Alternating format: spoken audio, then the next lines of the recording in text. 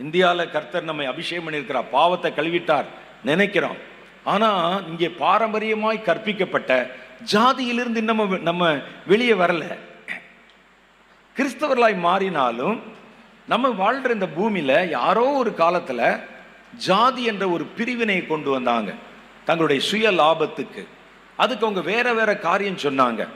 அவர்கள் ஒரு மனிதனை படைக்கிற கடவுள் என்று நம்புகிறவருடைய தலையிலிருந்து ஒரு கூட்டம் பிறந்தாங்கிறான், தோளிலிருந்து ஒரு கூட்டம் பிறந்தாங்க அப்படின்னு சொல்றாங்க.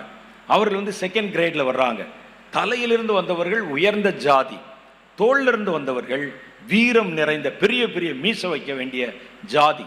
வயிற்றிலிருந்து ஒரு கூட்டம் பிறந்தானா, வயிற்றிலிருந்து பிறந்தவங்க வியாபாரம் பண்றவங்க, காலில் இருந்து பிறந்தவங்க, கால் பாதத்திலிருந்து பிறந்தவங்க கீழ் ஜாதி, கீழே தான் இருக்கணும் என்று கற்பித்திருக்கிறார்கள். அப்ப மனிதனை எப்படி படைச்சாங்களாம்? தலையிலிருந்தும் தோளிலிருந்தும் அவர்களுடைய வயிற்றிலிருந்தும் காலில் இருந்தும் கடவுள் படைத்ததாக சொல்றாங்க. அதுதான் ஜாதி என்று சொல்றாங்க. ஆனா நம்ம எதை நம்புறோம்? கர்த்தர் தம்முடைய கையிலே நம்ம எடுத்து மண்ணினால் நம்மை உருவாக்கி தம்முடைய ஜீவ சுவாசத்தை நமக்கு வைத்து, இதைத்தான் நீங்க நம்புறீங்க. அப்புறம் எப்படி தலையிலிருந்து பிறந்தோங்கிறத நம்புறோம், எப்படி தோல்ல இருந்து பிறந்தோம் நம்புறோம். மனுஷருக்கு பாரம்பரியமாய் சொல்லி கொடுத்ததை வைத்து ஜாதி என்ற பிரிவினைகளை உருவாக்கி வச்சிருக்கிறோம். இன்னைக்கு சபைகள் அப்படி இருக்கு. நான் பல இடத்துல பார்த்துருக்கிறேன். தூத்துக்குடி திருநெல்வேலி மாவட்டத்தில் அந்த பகுதியில் ஒரு முறை ஒரு சின்ன கிராமத்திற்கு ஒரு தேவாலயம் கட்டப்பட்ட பிரதிஷ்டைக்கு என்னை அழைத்திருந்தாங்க. அந்த சபை பிரிவினுடைய பிஷப் தலைமை தாங்கி அவர் ரிப்பன் கட் பண்ணுவார், நான் செய்தி கொடுக்கணும். நான் சொல்கிறேன், ரொம்ப வருஷத்துக்கு முன்னால், ஒரு 30 வருஷத்துக்கு முன்னால், 25 வருஷத்துக்கு முன்னால் நான் போன இந்த கிராமத்துக்கு ஒரு நல்ல தேவாலயம் கட்டி இருக்கிறாங்க, பிஷப் வந்திருக்கிறாங்க, அதில் ரிப்பன் கட் பண்ணி அவர்கள் பிரதிஷ்டை பண்ணுகிறார்கள். நான் தேவ செய்தி கொடுக்குறேன். சாயந்தரமும் ஒரு கன்வென்ஷனுக்கு கொடுத்தேன். ரொம்ப சந்தோஷம், எல்லாம் ரொம்ப நல்லா கவனிச்சிட்டாங்க. அந்த ஊரில் கொஞ்ச நாள் ஆச்சு, ஒரு 6 மாதம் ஆச்சு. மறுபடியும் அதே ஊர்லேருந்து எனக்கு ஒரு அழைப்பு, நாங்கள் ஒரு புது தேவாலயம் கட்டியிருக்கிறோம், நீங்கள் இந்த ஆலயத்துக்கு போன முறை எங்கள் ஊருக்கு வந்தீங்களே அதே மாதிரி பிரதிஷ்டை விழாவில் நீங்கள் தான் பேசணும் அப்படி சொல்லி அழைத்தார். எனக்கு சந்தோஷம் தாங்க முடியல. கர்த்தர் பாருங்க, எல்லைகளை பெருசாக்கிட்டார் போல. ஒரே ஊரில் இன்னைக்கு 4 சர்ச்சு கட்டுற அளவுக்கு கர்த்தர் எல்லையை பெருசாக்கிட்டு. எனக்கு தெரியாது, வெள்ளிந்தியா. நான் நம்பிட்டு போயிட்டேன். போன அந்த ஊரில் அங்கேயும் பிஷப் தான் வருகிறார், ரிப்பன் போட்டு கட் பண்ணுகிறார். ஆனால் பார்த்தேன், போன முறை பார்த்த ஆளில் ஒருத்தனையும் காணும், அங்கே ஒருத்தரையும் காணும். இதெல்லாம் வேற புது ஆட்களாக இருக்கிறாங்க. சரின்னு பார்த்து அங்கே ஒரு செய்தி கொடுத்துட்டு அன்னைக்கு நாள் சாயந்தரம் ஓய்வில் இருக்கும்போது, போன முறை நான் வந்தபோது அந்த தேவாலயத்தில் இருந்த முக்கியஸ்தர்கள் என்னை பார்க்க வந்தாங்க, ஜெபம் பண்ணிட்டு போகணும். அப்போ நான் கேட்டேன், இங்கே ஒரு ஆலயம் கட்டி பிரதிஷ்டை நடக்குதே, உங்களையெல்லாம் யாரையும் காணுமே பிரதர்னு கேட்டேன்.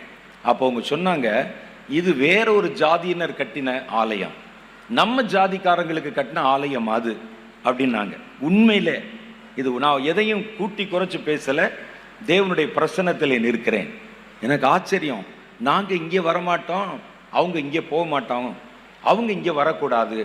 அப்போ நீங்கள் எதை நம்புகிறீர்கள்? பாரம்பரியமாய் கற்றுக் கொடுத்த தேசத்தில் ஜாதியை கற்றுக் கொடுத்தாங்களே, தேவனை அறியாதவர் நம்புறாங்க. பரவாயில்ல, நீங்கள் கர்த்தரை அறிந்தவர்கள், வசனத்தை விசுவாசிக்கிறவர்கள். அந்த ரத்தம், உங்கள் பாவத்தை மன்னித்த ரத்தம் எப்படி பாரம்பரியத்திலிருந்து உங்களை விடுவிக்காமல் போச்சு? அப்ப இதெல்லாம் புறையோடி போன காரியங்கள். இது எடுக்க முடியல, அது எடுக்க முடியல. ஒரு இடத்துல நான் பேசிக்கொண்டேன், அவருடைய மகளுடைய திருமணத்திற்காக அவர்கள் பேசிட்டு இருந்தாங்க. நான் பொதுவாக திருமண விஷயங்களில் தலையிட மாட்டேன். எனக்கு கற்றுக் கொடுத்தவங்க சொன்னாங்க, கல்யாண விஷயத்தில் மாத்திரம் தலையை கொடுத்துறாரா தம்பி, கல்யாணத்தை அதே மாதிரி பொண்டாட்டி புருஷன் ஏதாவது பிரச்சனைன்னு வந்தாங்கன்னா யார் பக்கம் தீர்ப்பு மாத்திரம் சொல்லிடாத, அப்படியே பார்த்து ஜோமணி பாலிஷா அனுப்பிடுன்னு என்னை நடத்தினவர் சொன்னார். ஏன் ஐயான்னு கேட்டேன். அவங்க சொன்னாங்க, அப்படிதான் வருவாங்க, மூர்க்கமாக வருவாங்க, இந்த ஆள் சரியில்லை, புத்தி இல்லை, அப்படி இப்படின்னு பேசுவாங்க. அவர் சொல்லுவார், இவள் அப்படி பண்ணுறார் இப்படி பண்ணுறான்னு பேசுவாங்க. நீ யார் பக்கத்துலையாவது ஒரு சார்பில் ஒரு தீர்ப்பு சொல்லிட்டீன்னா 1 மாதம் கழிச்சு அவங்க 2 பேரும் சேர்ந்துருவாங்க, உன்னைய பகைச்சிருவாங்க. அன்னைக்கு நம்ம பிரச்சனையிலும் போனோம் இல்லைங்க. அந்த ஊழியக்காரர் என்ன சொன்னார் தெரியுமா? உங்களை பற்றி இப்படி சொன்னார், அந்த அம்மா போட்டு கொடுத்துருவான். அவர் அந்த அம்மா இடத்துல சொல்லிடுவான், அவங்க 2 பேரும் சேர்ந்துருவாங்க, நீ மாட்டிக்கிடுவ. அதனால வந்தா சரி சரி ஜோம் பண்ணி அனுப்பிடு, யாரு பக்கம் நியாயம் சொல்லாது அப்படின்னு எனக்கு சொல்லி கொடுத்தாங்க. அதே மாதிரி தான் இங்கே பார்த்தீங்கன்னா ஜாதி ஒரு வீட்டில் அப்படித்தான் ஒரு திருமணத்தில் வந்து அவங்க பேசிக்கிட்டு இருந்தாங்க. என்னுடைய முன்னணியிலே பேசணுங்க, நான் பேச மாட்டேங்கன்னு சொன்னேன். ஏன்னா எனக்கு திருமணம் ஆகலை, எனக்கு அதை பற்றி தெரியாது. குடும்ப பிரச்சனை எல்லாம் நம்ம பிரதர்ஸ் மாதிரி ஆட்கள்கிட்ட கேட்டீங்கன்னா சொல்லுவாங்க, ஸ்டீவன்ட்டு கேள்வி சொல்லுவாங்க, எனக்கு தெரியாது, எனக்கு குடும்பம் கிடையாது. அப்போ நான் உட்கார்ந்துருக்கிறேன், அவங்க பேசுகிறாங்க, எல்லாம் சரியாக வருது, ஜாதியும் சரியாக தான் வருது, இருந்தாலும் ஒரு சின்ன சிக்கல் இருக்குன்னு சொல்லி இந்த கல்யாணத்தை முறித்து விட்டார்கள். நான் கேட்டேன், என்ன பிரச்சனைன்னு கேட்டேன். ஒன்றும் பிரச்சனை இல்லைங்க, ஒரே ஜாதி தான், ஆனாலும் ஜாதியில் இவங்க வேற கிளை, நாங்கள் வேற கிளைன்னா. கிளையா? குரங்கு தானே கிளையில் இருக்கும், நீ இன்னுமா கிளையிலிருந்து கீழே இறங்கி வரல?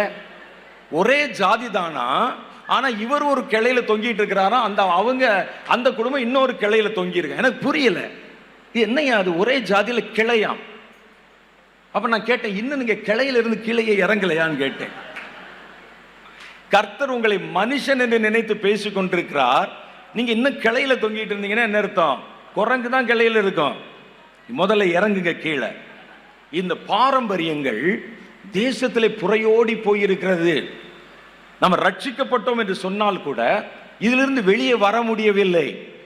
மனிதரால் கற்பிக்கப்பட்ட பாரம்பரியங்கள், இது மாதிரி பல காரியங்களை சாத்தான் இந்த உலகத்தில் நிறைய காரியங்களை விதைத்து வைத்திருக்கிறான். கர்த்தருக்கு தூரமான, தேவனுடைய பிரமாணங்களுக்கு எதிரான பல காரியங்களை பூமியிலே நிறைய அவன் உண்டாக்கி வச்சிருக்கிறான். இப்ப நம்ம கர்த்தர் ஆளுமை செய்கிற பூமியா மாத்தணும். இந்த பூமியிலே கர்த்தர் வரப்போகிறார். முதல்ல என்ன செய்யணும்? வேரூன்றி போயிருக்கிற மரங்கள், வேரூன்றி போயிருக்கிற அப்படியே கிளை பரப்பி இருக்கிற அந்த இடத்துல காணப்படுகிற தேவையற்ற விருட்சங்கள், இதெல்லாம் முதல்ல பிடுங்கணும், வேரோட பிடுங்கணும். எப்படிங்க நாங்க போய் பிடுங்கிறது? என்ன செய்வது? ஒன்றுமில்லை, கர்த்தர் வார்த்தையை தருவார், அந்த வார்த்தை நீங்கள் பேசுங்கள், அது தானாய் வேரோடு பட்டு போய்விடும். கர்த்தர் சொல்றார், தீர்க்க தரிசனம்னா சும்மா தீர்க்க தரிசனம் சொல்லிட்டு வராத, அது வேர் கொண்டு போனதை பிடுங்குவதற்கு உன் வாயில நான் தீர்க்க தரிசனத்தை தந்திருக்கிறேன்.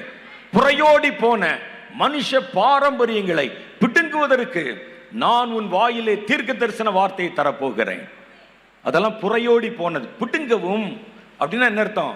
விதைக்கப்பட்டு அது உள்ளே வந்து அப்படி வேரூன்றி வளர்ந்து செழித்திருக்கிற காரியங்கள், தேவையற்ற கிளைகள், அவைகளை பிடுங்கணும்.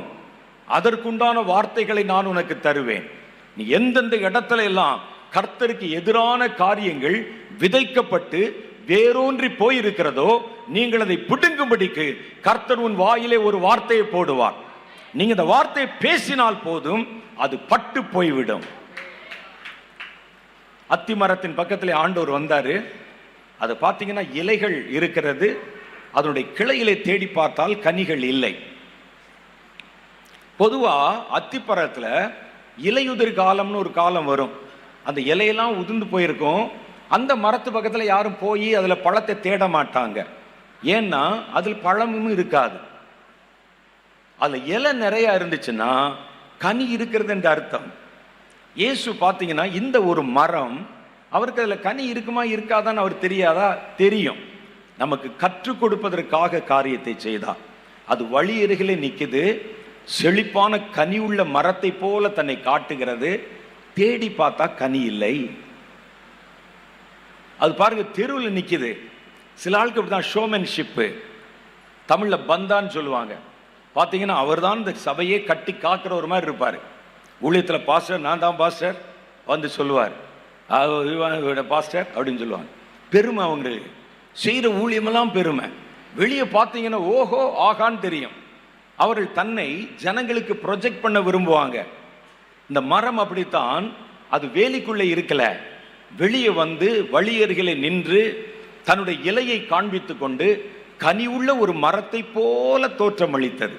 மாய்மால கிறிஸ்தவன், இலைகள் நிறைஞ்சிருக்கும், நல்லா அழகா இருக்கிற மாதிரி தெரியும், உள்ளே கனி இருக்காது. கர்த்தர் பக்கத்திலே வந்தார், இந்த மரம் ஏன் இப்படி இருக்கிறது? இந்த மரத்தை பார்த்து எத்தனை பேர் ஏமாந்து போவாங்க? இந்த மரம் கனி உள்ளது என்று நம்பி எத்தனை பேர் இது பக்கத்தில் வந்து தன்னுடைய நேரத்தை செலவழிப்பாங்க? கர்த்தர் இனி ஒரு காலம் உன்னிடத்தில் கனி உண்டாகாமல் போட்டுன்னு அந்த அத்தி மரத்தை சபித்தார் என்று வேதம் சொல்லுது. இந்த மாதிரி மரங்கள், புறையோடி போன மரங்கள் இருக்கு. கர்த்தர் இந்த மரத்தை பட்டு போக வைக்க ஒன்றும் செய்யலை. நம்ம எல்லாம் என்ன செய்வோம்னா, மரத்தை பட்டு போக வைக்கணும்னா ஆசிட் கொஞ்சம் வாங்கி வேரில் ஊற்றுவாங்க. நாங்கள் ராமநாதபுரத்தில் இருக்கிற வீட்டுக்கு பின்னால், எங்கள் வீட்டு பக்கத்தில் ரயில்வே லைன் போகுது. அதில் ஒரு ஒற்றை பனைமரம் இருக்குது. இப்போ இல்லை, அந்த ஒற்றை பனைமரம் அங்கே இருக்குது ரயில் தண்டவாளத்து பக்கத்தில். அதில் ஒரு பேய் இருக்குதுன்னு சொல்லி அதுக்கு சேலை கட்டி விட்டுருப்பாங்க. யாருக்கு? பனைமரத்துக்கு. எங்கள் வீட்டு மாடியிலேருந்து பார்த்தா நேராக அவ்வளோ தூரத்தில் தெரியும் அந்த மரம். எனக்கு சாயந்தர நேரம் பொழுதுபோக்கு அந்த மரத்தை பார்த்துக்கிட்டே இருப்பேன். அந்த வழியாக போகிறவங்க வர்றவங்க விஷ் பண்ணிட்டு தான் போவாங்க அந்த மரத்தை பார்த்து.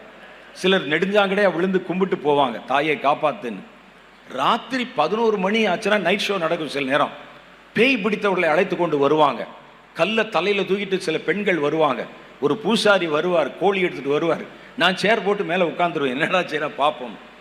பேச்சுவார்த்தை நடத்தி பிசாசை விரட்டி அந்த மரத்தில் அந்த அம்மாவுடைய முடியை பிடிச்சி ஆணி அடித்து எல்லாம் பண்ணுவாங்க.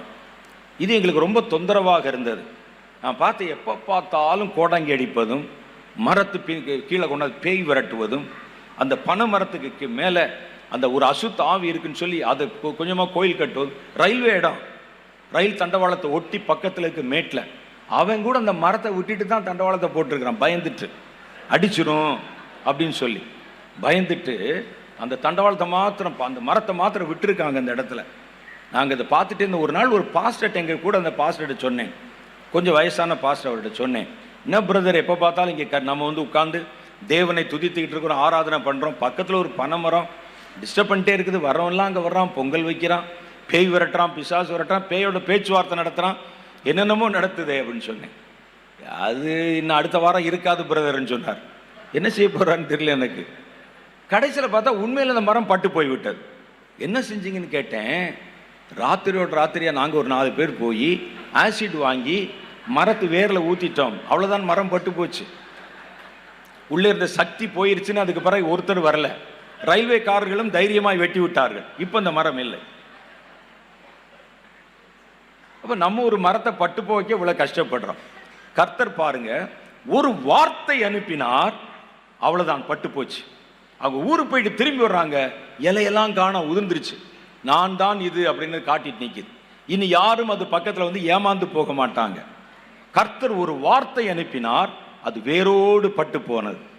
கர்த்தர் நமக்கு சொல்லியிருக்கிறாரே, மலையை பார்த்து பெயர்ந்து நீ சமுத்திரத்தில் போய் விழு என்று சொன்னால் அது அப்படியே ஆகும். அதெல்லாம் இனிமே தான் நடக்கிறத பார்க்க போறீங்க, இனிமே தான் நடக்கிறத பார்க்க போறீங்க. அந்த வார்த்தை பவர் நிறைந்த வார்த்தை.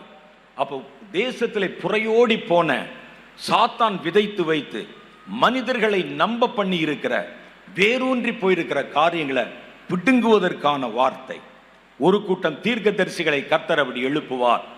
இந்த இடத்துல இப்படிப்பட்ட பொல்லாத கிரியைகள் இருக்கு. நீங்க போவீங்க, கர்த்தர் உங்கள் வாயிலிருந்து ஒரு வார்த்தை புறப்பட பண்ணுவார்.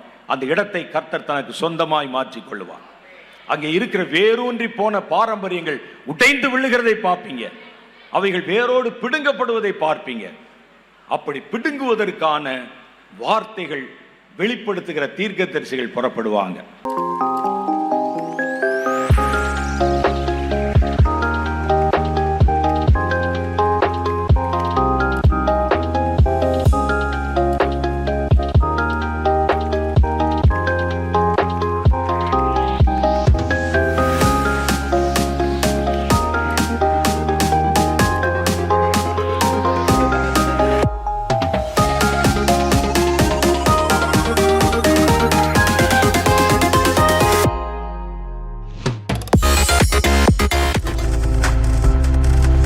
நீங்கள் பார்த்துக் கொண்டிருப்பது உங்கள் ஜாய் டிவி. உங்கள் துக்கம் சந்தோஷமாய் மாறும்.